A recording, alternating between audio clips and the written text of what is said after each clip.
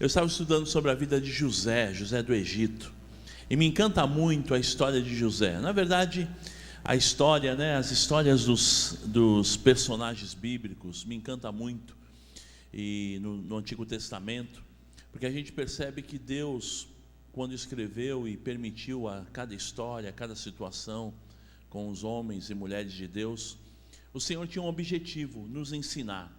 Tem até um texto lá em Romanos, capítulo 15, versículo 4, queria dar uma introdução nesse texto, que diz assim: pois tudo o que foi escrito no passado, foi escrito para nos ensinar, de forma que por meio da perseverança e do bom ânimo, procedentes das Escrituras, mantenhamos a nossa esperança. Então o texto diz, Romanos 15, 4, que tudo o que foi escrito lá no passado, foi escrito para nos ensinar, de forma que por meio da perseverança e do bom ânimo, procedentes das Escrituras, mantenhamos a nossa boa esperança. Esperança de um dia melhor, de dias melhores, esperança da vida eterna, esperança de que nós temos um céu, e de que o que nós estamos vivendo vai passar, e para nós que temos a eternidade, o que são 80 anos, para quem vive mais, muito mais, mais 90 anos aí, numa média, o que são 90 anos comparado com a eternidade? Eu estava ouvindo uma mensagem de um americano, e ele comentava, às vezes a gente se preocupa tanto com os 80 anos que nós estamos vivendo, e a gente investe tanto nesses 80 anos, e investe tão pouco no restante, que é a eternidade. E é verdade, a gente está tão preocupado, o que eu vou ser quando eu crescer, o que eu vou... E não está errado, eu acho que faz parte da vida a gente se preocupar com o nosso dia a dia, se preocupar com os nossos filhos, preocupar com quem eu vou me casar, por exemplo, jovens aí, essa preocupação é normal, mas não podemos gastar todo o nosso tempo e toda a nossa energia nesses poucos 80 anos, se for comparar com a eternidade, tão pouquinho. Falar que nem o Silvio, o tio Silvio, ele fala que ele é um adolescente, ele é um garoto, comparado com a eternidade. Eu sou um garoto, diz ele. E é verdade, a gente está tão preocupado com as coisas de agora, do momento, do presente, mas o Senhor tem coisas maiores, e o Senhor tem coisas tremendas. Então eu aprendo com esse texto duas coisas. Primeiro, Deus, Ele nos deixou a sua palavra e as lindas histórias para instrução para hoje e para a esperança de amanhã. Amém? Nós temos instruções para hoje e esperança para o amanhã. É o que a palavra de Deus nos fala. Ela traz instrução para eu ter uma vida boa hoje e me dá esperança para que eu tenha vida eterna amanhã. Em nome de Jesus. Amém? Abra comigo lá em Gênesis, no capítulo 39, que conta a história de José. E essa passagem, ela trata da tentação que José teve com a mulher de Potifar, e a dona Potiféia, Gênesis 39, versículo 6, diz assim: Potifar, tudo que tinha, confiou às mãos de José, de maneira que, tendo por mordomo, de nada sabia, além do pão com que se alimentava. E José era formoso, de porte e de aparência. Aconteceu depois dessas coisas que a mulher de seu senhor pôs os olhos em José e lhe disse: deita-te comigo. Ele, porém, recusou e disse à mulher do seu senhor: tem-me por mordomo o meu senhor e não sabe o que há em casa, pois tudo que tem me passou eles às minhas mãos. Ele não é maior do que eu nesta casa, e nenhuma coisa me vedou, senão a ti, porque és sua mulher. Como, pois, cometeria eu tamanha maldade e pecaria contra Deus? Versículo 10, falando ele a José todos os dias, falando ela a José todos os dias, e não lhe dando ele ouvidos, para se deitar com ela e estar com ela. E sucedeu que certo dia veio ele à casa para atender os negócios, e ninguém da casa se achava presente. Então ela o pegou pelas vestes e lhe disse: deita-te comigo. Ele, porém, deixando as vestes nas mãos dela, saiu, fugindo para fora. Vendo ela que ele fugira para fora, mas havia deixado as vestes nas mãos dela, chamou pelos homens de sua casa e lhes disse: vede, trouxe-nos meu marido, este hebreu, para insultar-nos. Veio até mim para se deitar comigo, mas eu gritei em alta voz. Ouvindo ele que eu levantava a voz e gritava, deixou as vestes ao meu lado e saiu fugindo para fora. Conservou ela junto de si as vestes dele, até que seu senhor tornou a casa. Então lhes falou, segundo as mesmas palavras, e disse: o servo hebreu que nos trouxeste veio ter comigo para insultar-me. Quando, porém, levantei a voz e gritei, ele, deixando as vestes ao meu lado, fugiu para fora. Vamos orar? Querido Deus e Pai, te louvamos e te agradecemos pela leitura da tua palavra. Te louvamos já, Pai, pelos louvores que pudemos cantar, pelos testemunhos, ó Pai, desse evangelismo tão especial que foi ontem. Ó Deus, muito obrigado, Pai, pela oportunidade que o Senhor tem nos dado de te servir, Senhor, de sermos uma igreja viva. Como diz a tua palavra, a igreja do Senhor é uma igreja viva, é um organismo vivo, que respira, que fala do teu amor, que fala da tua grandeza, Senhor. Muito obrigado, Senhor. E agora, Senhor, fala conosco através da tua palavra. Usa-me como instrumento nas tuas mãos. Tu conheces, Senhor, que eu sou limitado, que eu sou pequeno diante de ti e que eu dependo exclusivamente do Senhor. Por isso, Senhor, usa-me. Nós te pedimos, te agradecemos e te louvamos. No nome de Jesus, amém. Glória a Deus. Interessante, amados, que quando se trata de tentação, a orientação que temos na palavra é sempre que a gente deve fugir. Foge, foge, foge. Corre, dá pista, pica a mula, sai fora. E não foi diferente aqui com José. Você percebe que José, ele foi tentado constantemente. O texto diz que todos os dias a mulher chegava para ele e falava abertamente, sem rodeios: deita comigo, né? Numa tradução mais atual, vamos transar. Era isso, desculpa, mas era isso que ela falava para ele. E ela fazia essa proposta diariamente, e ele sempre fugindo. E não dá para brincar com o pecado, meu irmão, não dá para brincar. Na verdade, ele estava preocupado em servir ao Senhor, ele estava preocupado em agradar o seu Senhor. Havia essa visão, e uma coisa que eu aprendo bastante com José, essa questão de ser o melhor aonde eu estou. Eu aprendi isso desde que eu me converti, de que aonde eu estiver eu tenho que ser o melhor. Eu tenho que procurar ser o melhor. Talvez eu não seja o melhor, eu não seja o mais inteligente, o mais capacitado, mas eu vou procurar naquilo que eu sei, naquilo que eu entendo, eu vou procurar ser o melhor. E nos empregos que eu passei, nas empresas que eu trabalhei, eu sempre me dediquei para ser o melhor. Nem sempre eu era o melhor, mas eu era sempre o que estava ali disposto. Se precisasse ficar até mais tarde eu ficava, mas eu queria ser o melhor. Qual o objetivo? Ser bênção, testemunhar de Deus, através do meu testemunho, através da minha disposição, poder falar do amor de Deus. E isso dá certo, amados, porque quando você se dispõe, Deus usa, Deus abençoa, Deus faz milagres.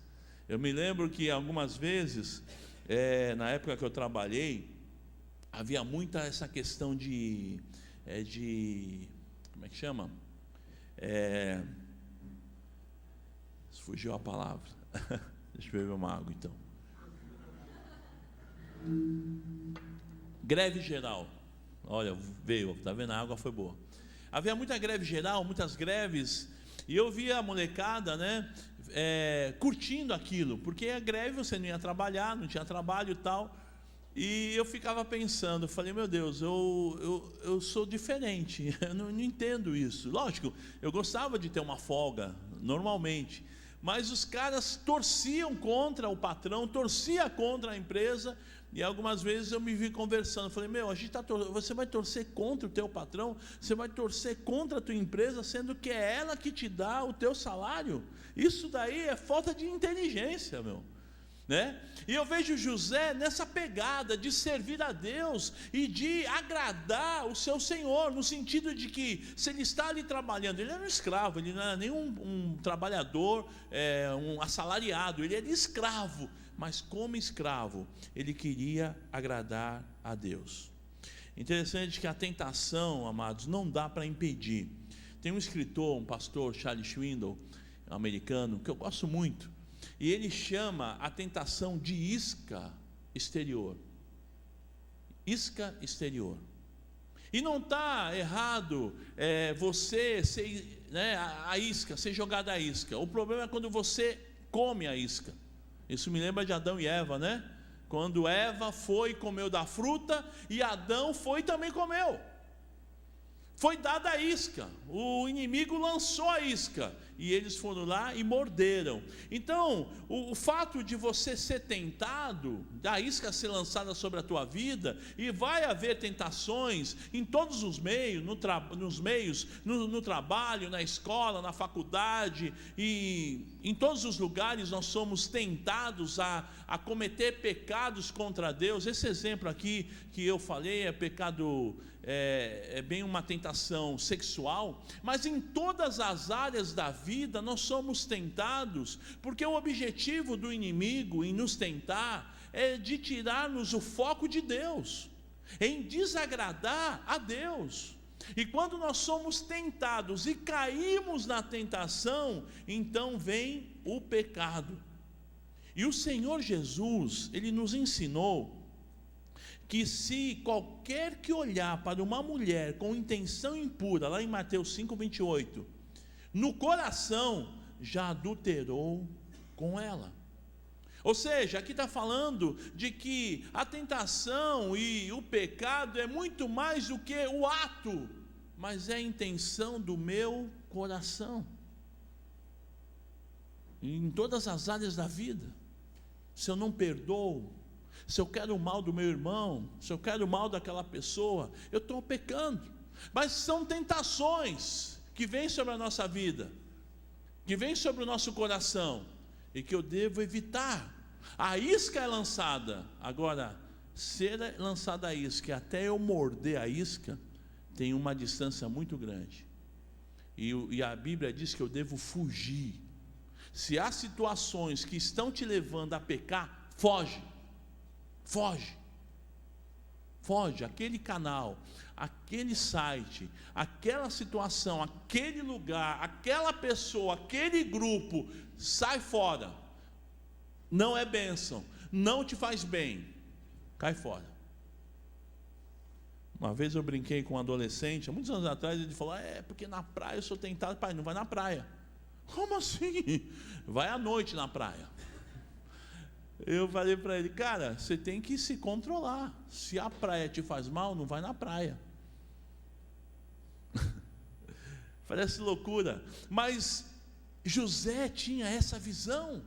Eu quero agradar o meu Deus. E olha que coisa interessante, ele falou para a mulher, olha, eu estou aqui nessa casa, o seu Potifar, ele me deu todas as chaves de todas as portas, menos do teu quarto.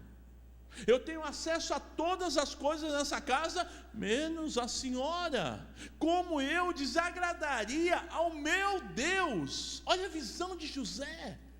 E se eu tiver essa visão de não querer desagradar a Deus, eu vou ter êxito. Em 1 Timóteo 6,11, diz assim a palavra do Senhor: Tu, porém, ó homem de Deus, foge destas coisas, antes segue a justiça, a piedade, a fé, o amor, a constância e a mansidão. O apóstolo Paulo está orientando o seu filho na fé, Timóteo, a fugir, correr, sai fora, se mandar, não sei qual palavra você pode usar, mas foge. Segundo lugar, foge mas não é simplesmente fugir, mas você vai seguir a justiça, a piedade, a fé, o amor, a constância e a mansidão. Amém? Fugir dessas coisas, fugir daquilo que te afasta de Deus, fugir daquilo que te traz mal-estar, espiritualmente falando, coisas que te atrapalham.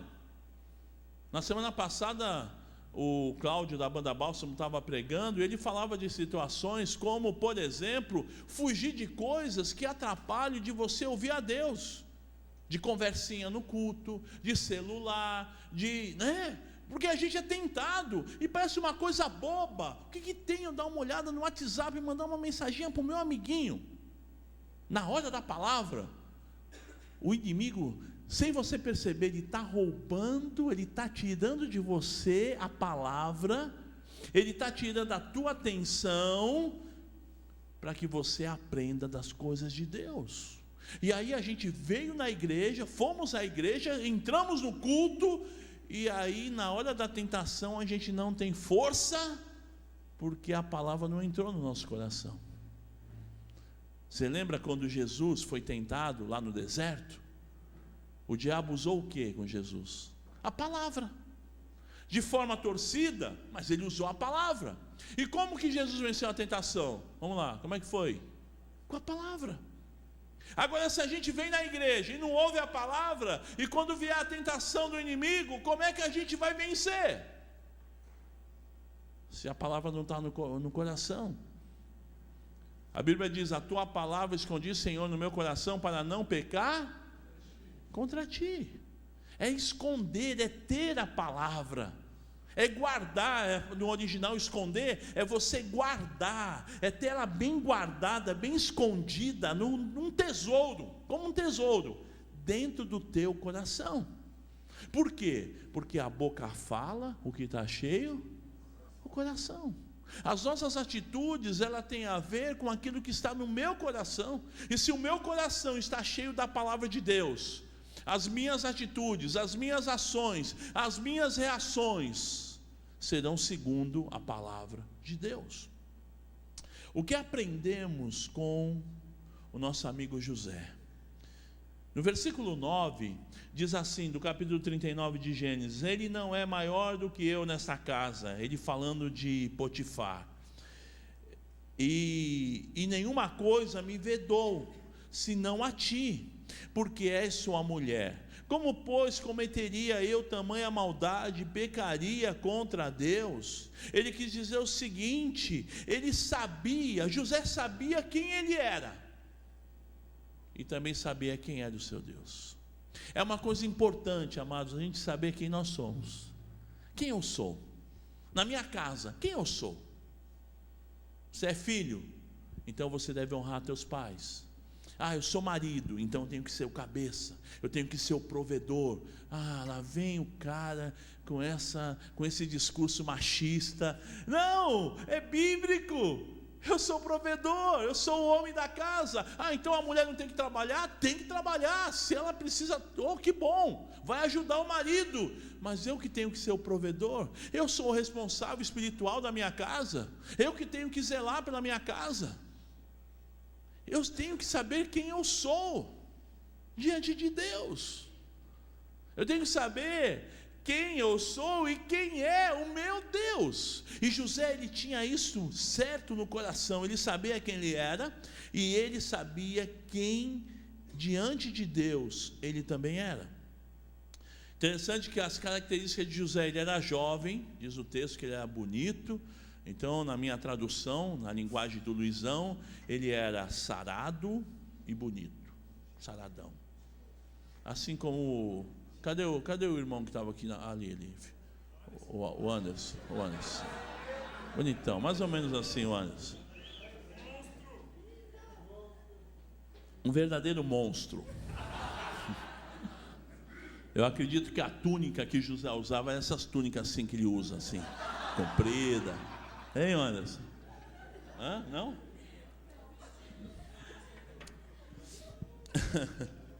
Até apagou aqui a mensagem. Vamos lá.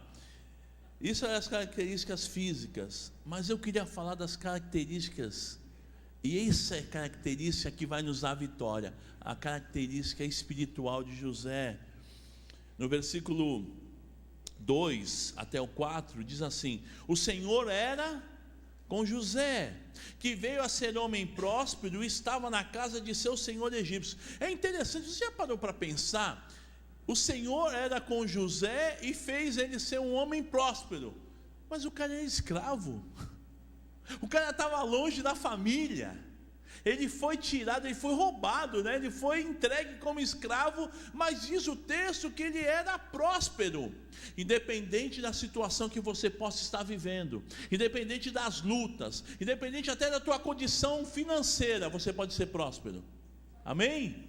Ele não tinha salário, ele era escravo, mas diz o texto que ele era próspero, porque o Senhor era com José. José não sabia, mas aquela situação era provisória. Você está passando luta, você está passando dificuldade, existe aperto na tua vida, você está duro como um pão seco, não tem dinheiro para nada, mas é provisória, se você confia no Senhor, se você crê. José, ele era escravo, mas ele era próspero, sabe? Diz o texto que o Senhor era com José. E aqueles que conhecem ao Senhor, aqueles que entregaram a sua vida para Jesus, aqueles que confiam no Senhor e servem a Jesus, o Senhor é contigo, querido. Você que leva Deus a sério, você que tem compromisso com Deus, o Senhor é contigo. José, ele era um homem próspero, ele sabia da sua condição.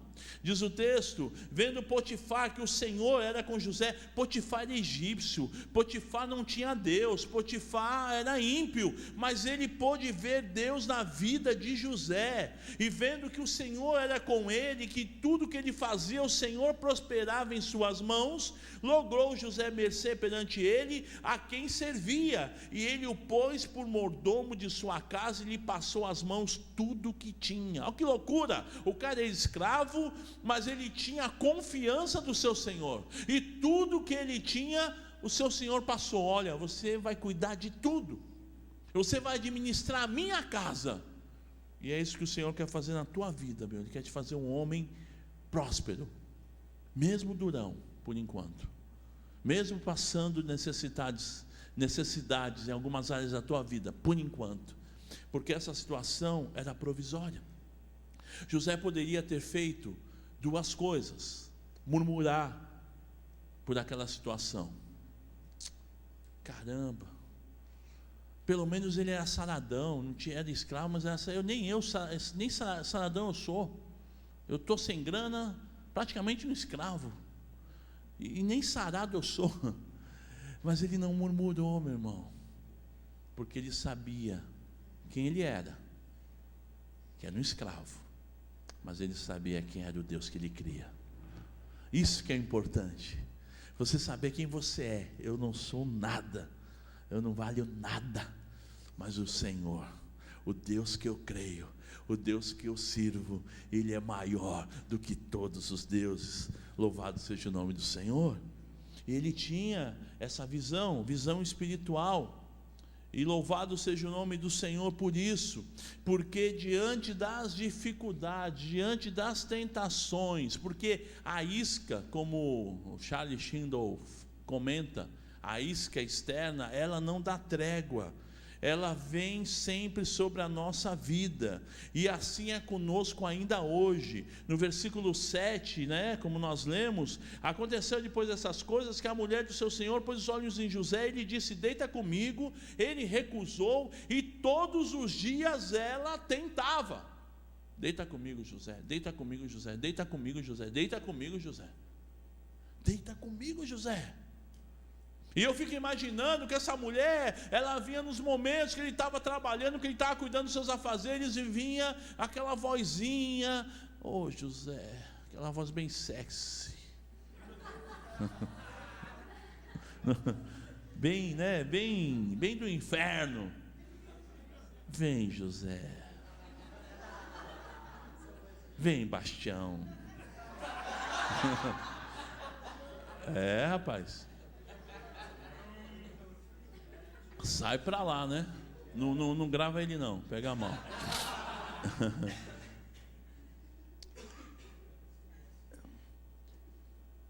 Ele lança a isca. Mas a armadilha, e a armadilha é uma coisa terrível. E quanto mais a gente vai dando corda, mais a gente vai ficando vulnerável. Por isso que eu disse, se te faz pecar ir na praia, não vai na praia. Vai ficar com amarelo, mas não vai na praia. Pega sol na laje, mas não vai na praia. Porque a armadilha é terrível. E ela armou.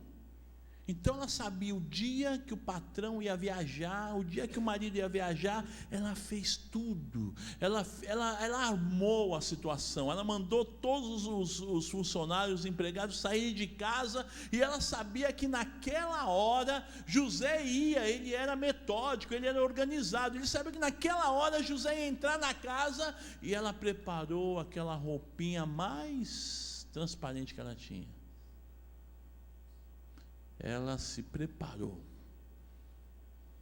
para trazer a armadilha. E a palavra de Deus diz que o nosso adversário, ele anda em nosso derredor, bramando como um leão, buscando a quem possa tragar. E ele não sabe o que está dentro de você, no teu coração, mas eu acredito que em termos de psicologia, o diabo é o psicólogo mais antigo. E ele conhece de psicologia. E ele vai armar para o teu lado. Porque a opção dele é te destruir.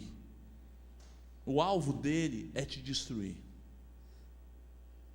E ela fez isso. E eu vejo aqui a mulher de Potifar como o diabo, querendo destruir a vida de José. E eu fico pensando, né? Às vezes a gente, mas poxa vida, o que tem? É só um momento, é um momento só. Se José tivesse cedido àquela situação, àquela tentação, sabe o que ia acontecer? Ele seria o amante da patroa. Olha que legal. Ia ter um monte de mordomia. Ele era jovem, bonito, sarado. Os hormônios dele não eram convertidos. Ele ia ter prazer, ele ia ir com a chefe, ia ter um monte de mordomia, a chefe ia encher ele de dinheiro, mas ele seria conhecido na história como o amante da Potiféia, da mulher de Potifar. Ele não sabia o que Deus tinha para a vida dele, ele nem imaginava o que Deus realmente tinha para a vida dele. Você nem imagina o que Deus tem para você, meu querido. Mas ele sabia que Deus tinha o melhor. E eu espero que você saiba que Deus tem o melhor para você. Ele não cedeu, e o Senhor foi com ele. E aqui nós temos um caso, bem clássico de tentação na área sexual.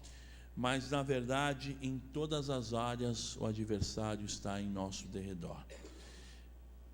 O texto lá de 1 Pedro 5,8 diz: sede sóbrios e vigilantes, porque o diabo, o vosso adversário, anda em derredor, bramando como leão, buscando a quem possa devorar.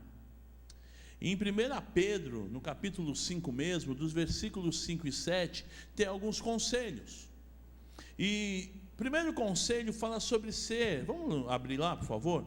1 Pedro 5, primeira carta de Pedro, capítulo 5,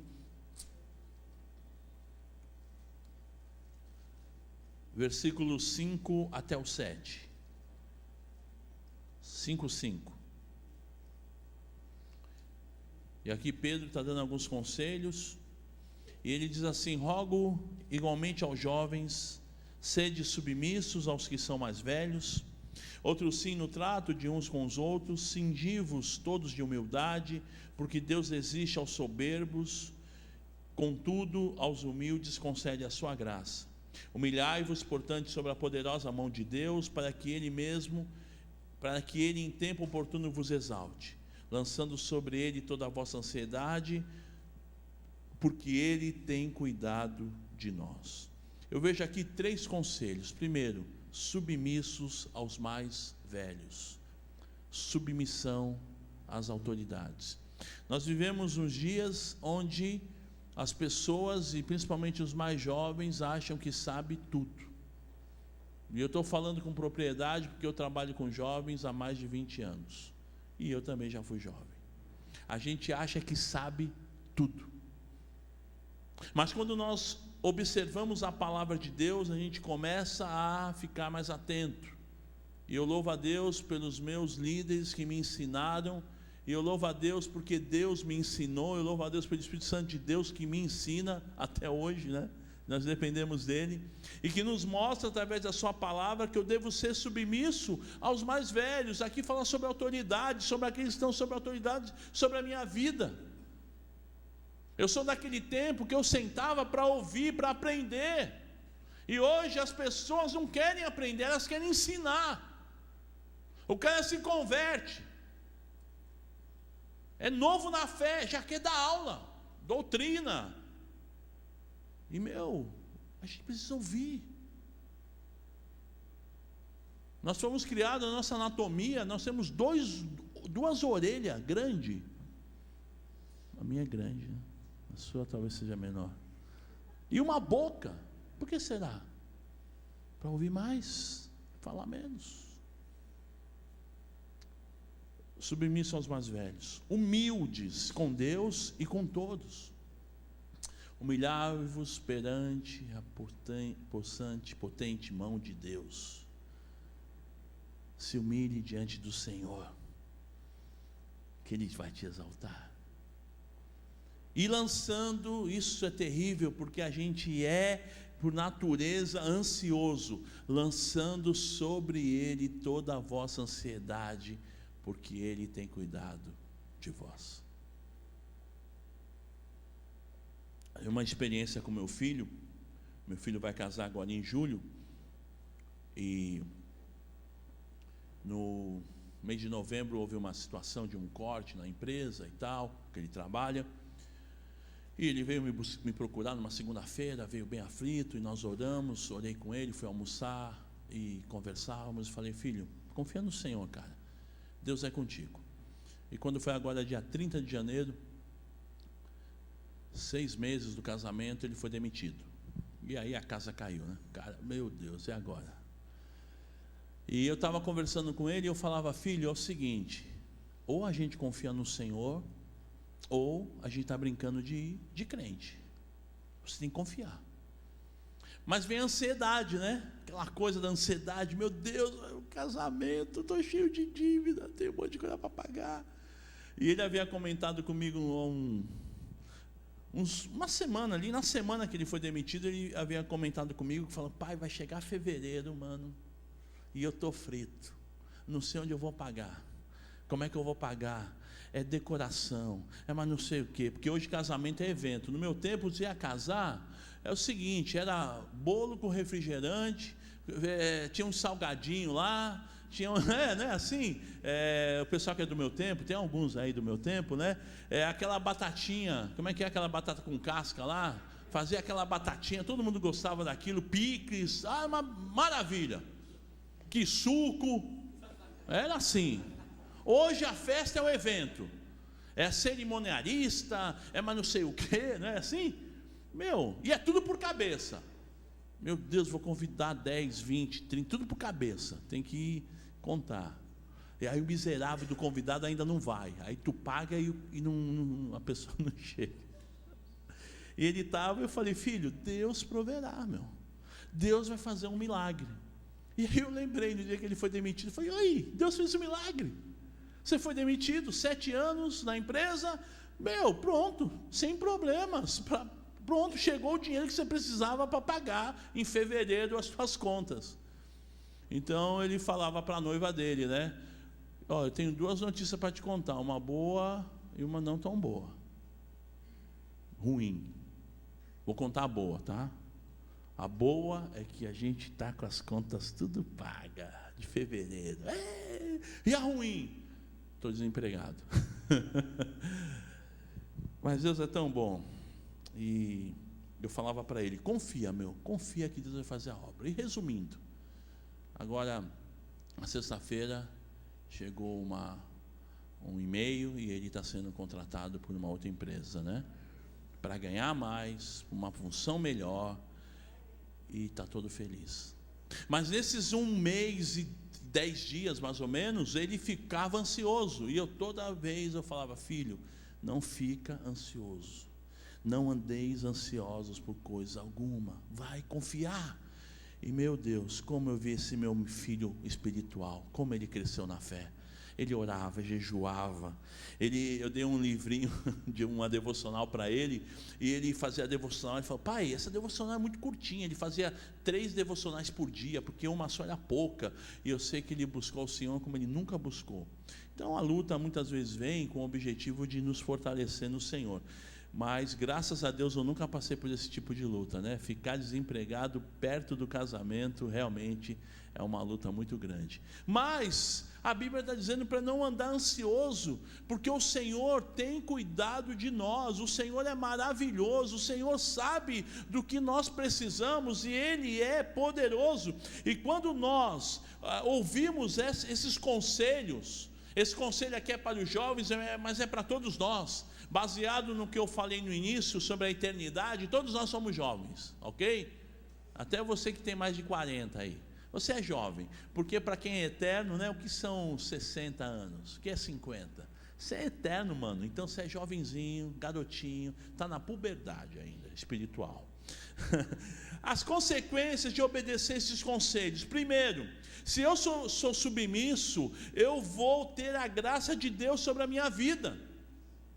Deus vai derramar da sua graça sobre a minha vida. O fato de José ser submisso àqueles que estavam sobre a vida dele, mesmo na condição que ele estava, ele era um escravo, ele estava numa condição muito ruim, ele era o queridinho do papai, e agora ele era um escravo, mas como escravo ele confiou no Senhor, e a graça de Deus era sobre ele. Quando eu sou humilde com Deus e com todos, o Senhor me exalta. Vale a pena, meu irmão, quando eu sou humilde, quando eu reconheço que eu não sou nada, que eu sou pequeno, que eu sou limitado, e que Deus é Deus, Ele vai me exaltar, Ele vai me levar para lugares altos, que eu nem mereço, mas na sua misericórdia, no seu amor, na sua bondade, Ele me leva para lugares melhores. E lançando toda a ansiedade sobre Deus, eu vou experimentar uma coisa maravilhosa: o cuidado de Deus sobre a minha vida. Porque a ansiedade, na verdade, é falta de fé. A ansiedade é quando eu não acredito que Deus pode fazer. E quando o Senhor fala através de Pedro, o apóstolo Pedro, ele diz: não andeis ansiosos por coisa alguma. Ele está dizendo o seguinte: porque se eu sou ansioso, eu não confio em Deus.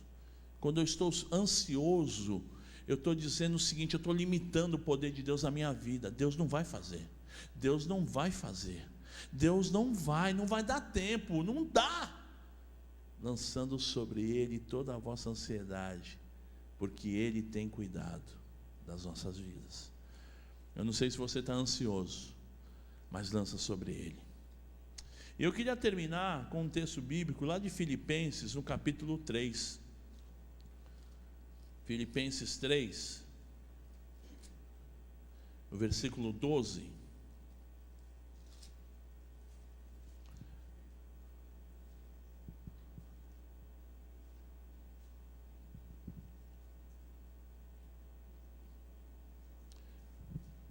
Não que eu tenha já recebido ou tenha já obtido a perfeição, mas prossigo para conquistar aquilo para que também fui conquistado por Cristo Jesus. Irmãos, quanto a mim, não julgo havê-lo alcançado, mas uma coisa faço, esquecendo-me das coisas que para trás ficam, e avançando para as que estão avançando para as que diante de mim estão. Prossigo para o alvo, para o prêmio da soberana vocação de Deus em Cristo Jesus. Então, amados, eu aprendo com esse texto, primeiro, que eu prossigo para conquistar aquilo para que também fui conquistado pelo Senhor.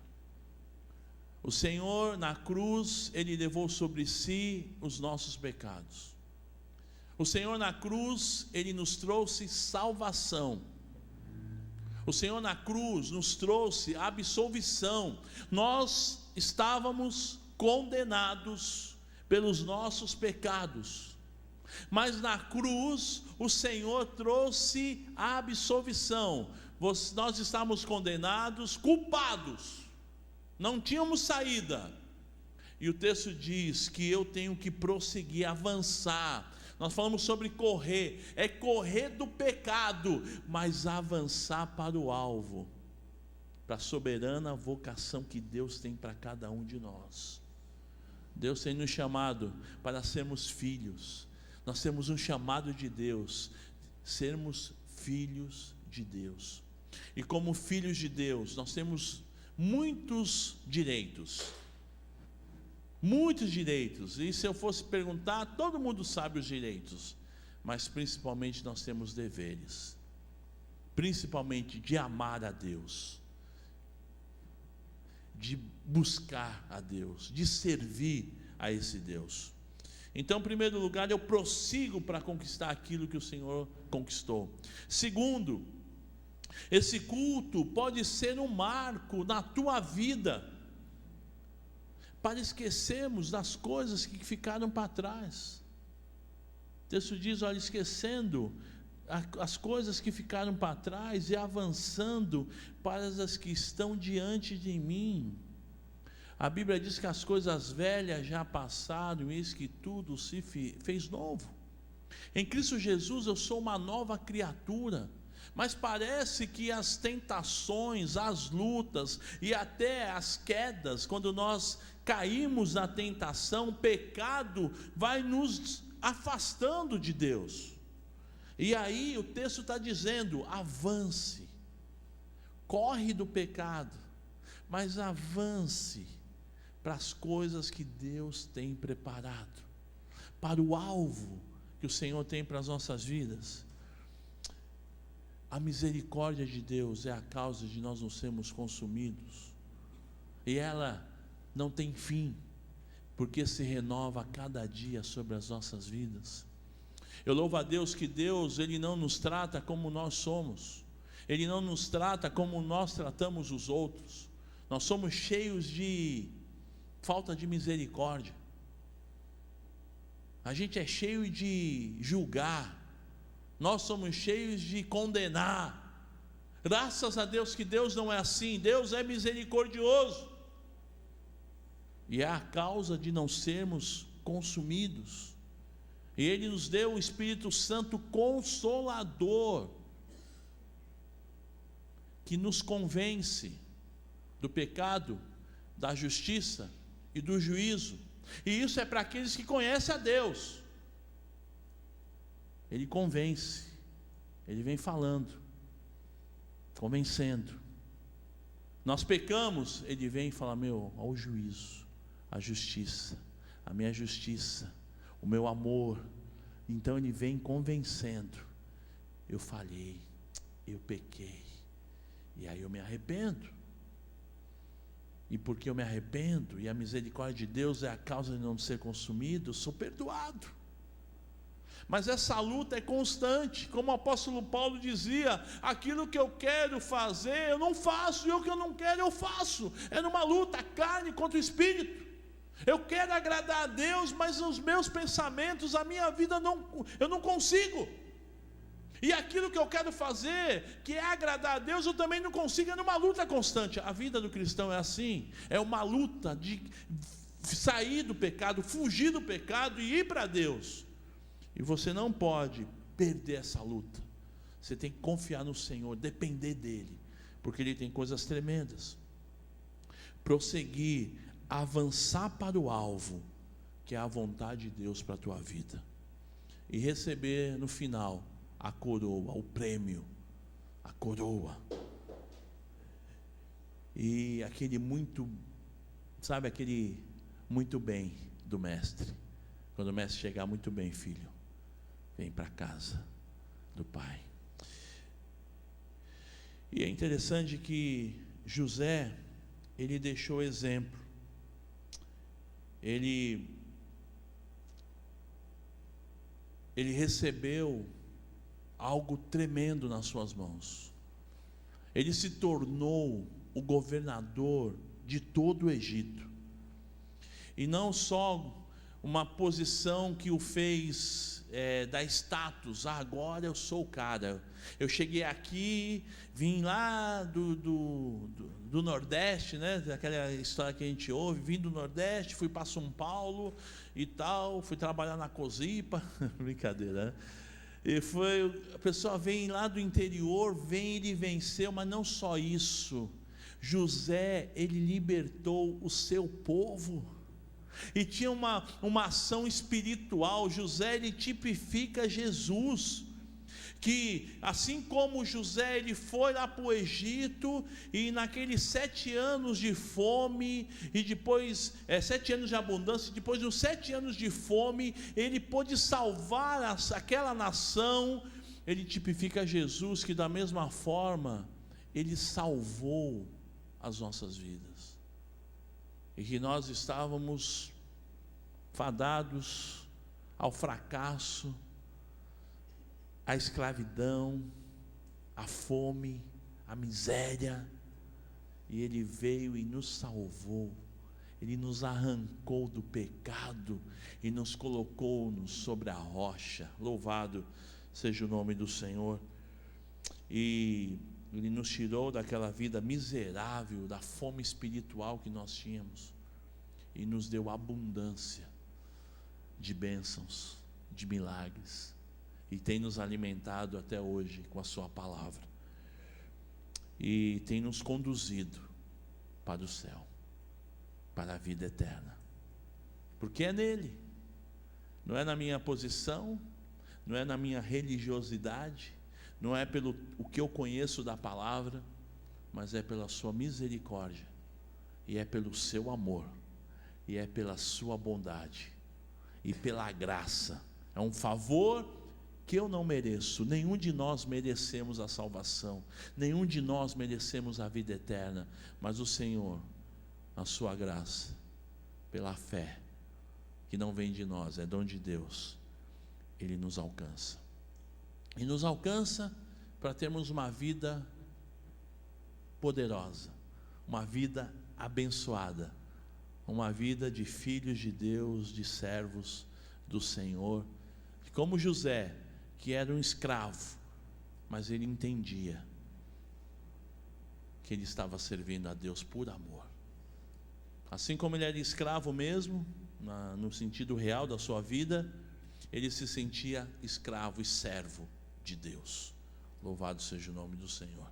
A gente fala servo, eu sou servo de Deus, parece que fica uma coisa assim mais elegante, mas a palavra servo é escravo mesmo, é escravo. Nós somos escravos do Senhor, servimos a um Deus maravilhoso, que não nos trata como escravo, nos trata como filhos. Isso é tremendo. Um Deus que nos amou tanto, que deu seu único filho, para que todo aquele que nele crê não pereça, mas tenha a vida eterna. E nós aprendemos com José justamente isso. Ele sabia quem ele era, e ele sabia quem era o Deus que ele servia, e por conta disso Deus o abençoou, e ele se tornou essa potência, e esse exemplo que depois de tantos anos nós ainda aprendemos e crescemos ouvindo a sua história, o seu exemplo, que da mesma forma como ele foi abençoado, nos mostra que eu e você, nós também podemos ser abençoados. Então os exemplos bíblicos têm esse poder de olharmos o exemplo, de seguir esses exemplos, porque José era homem como eu e você, ser humano como nós, mas que amava e servia a Deus de todo o seu coração, e por conta disso Deus o honrou, Deus o abençoou. E eu sei que Deus quer fazer isso com você. Ele quer te abençoar, Ele quer fazer milagres na tua vida. Mas, amados, a gente tem que ter um confronto. Eu entendo que a palavra de Deus sempre nos leva a um confronto, a mudanças, a entender que eu sou falho, que eu sou pecador, e que se o Senhor não me abençoar, eu não tenho outro Deus. Eu não sei de que maneira Deus pode falar ao teu coração, mas se você foi confrontado por essa palavra, a ter uma vida de serviço a Deus, uma vida de dedicação, como José, que não sabia o que ia acontecer, ele não tinha uma revelação, olha, você vai se tornar, ele confiava nas promessas do Senhor, naquilo que ele ouvia do seu pai, mas ele não sabia. Se ele olhasse as circunstâncias dele eram as piores possíveis, longe da família, longe do pai, longe dos irmãos, longe de tudo e ainda escravizado. Talvez você está passando aí um momento de circunstâncias horríveis, mas Deus tem promessas para a tua vida. E José, ele se agarrou às promessas, ele se agarrou ao Deus que ele confiava, e Deus o exaltou. Deus o exaltou. Meu irmão, o que é que tem te afligido? Quais são as tentações que você tem lutado, que você tem fugido, ou mesmo que você tem caído, e o Senhor está te dando a oportunidade, porque Ele é um Deus de misericórdia. Ele está dizendo: filho, eu te perdoo, mas tem que haver arrependimento no nosso coração. Aquele que confessa e deixa, alcança a misericórdia. Ou mesmo você não está indo para o alvo, você está olhando para o chão, para baixo, e não está olhando para Jesus, para o alto, para o autor e consumador da nossa fé. E o Senhor está te levando a olhar para Jesus, o Senhor está te levando a seguir o alvo, a correr, a ir para frente, a avançar. Se a palavra está te confrontando, vai ficando em pé no teu lugar. Gostaria que nós fechássemos os olhos. Mas se Deus está falando ao teu coração, eu falo: eu quero avançar, eu quero crescer, nada vai me impedir, nem o inimigo, nem as tentações, nem as lutas, ninguém vai me impedir de alcançar o que o Senhor tem para a minha vida. Talvez é um desafio lá no trabalho, é um desafio na tua casa, é um desafio com você mesmo, você se acha o tal. E a palavra de Deus está dizendo: você deve se humilhar-vos perante a potente mão de Deus, e Ele, no devido tempo, Ele vai te levantar, Ele vai te exaltar. Você acha que é o melhor, e o Senhor está dizendo: menos, eu te conheço, eu sei quem você é, eu quero te abençoar, meu irmão. Querido Deus e Pai, eu estou junto com esses meus irmãos de pé, porque eu reconheço, Pai, que há áreas das nossas vidas que nós precisamos avançar, que nós precisamos crescer. Quantas situações, ó Pai, que nós ficamos como que parados diante de tantas bênçãos que o Senhor tem para as nossas vidas. Ficamos paralisados diante dos alvos que o Senhor tem preparado para nós. E o confronto dessa noite é de avançar, é de correr, é de sair, fugir do pecado e ir diante do Senhor. E nós estamos fazendo isso nessa noite, Pai. Estamos tomando uma posição, estamos nos decidindo a Te servir, a Te honrar, a Te amar. Como José, nós reconhecemos que somos pequenos, que somos pecadores. Como José, ele não teve um diálogo ali com o pecado, ele não brincou com a tentação. Como José, ele fugiu. Nós queremos fugir, Senhor, daquilo que nos afasta de Ti. Nós queremos fugir, Senhor, daquilo que nos separa do Teu amor, e queremos seguir, avançar para a Tua vontade, para o alvo da soberana vontade de Deus. E para isso, Senhor, pedimos a Tua ajuda. Nós nada podemos fazer sem a Tua presença, sem a Tua ajuda. Que a Tua bênção, Pai, esteja sobre cada um aqui nessa noite, e de uma forma especial o Senhor possa estar abençoando cada coração. Nós pedimos, te agradecemos e te louvamos, no nome de Jesus. Amém.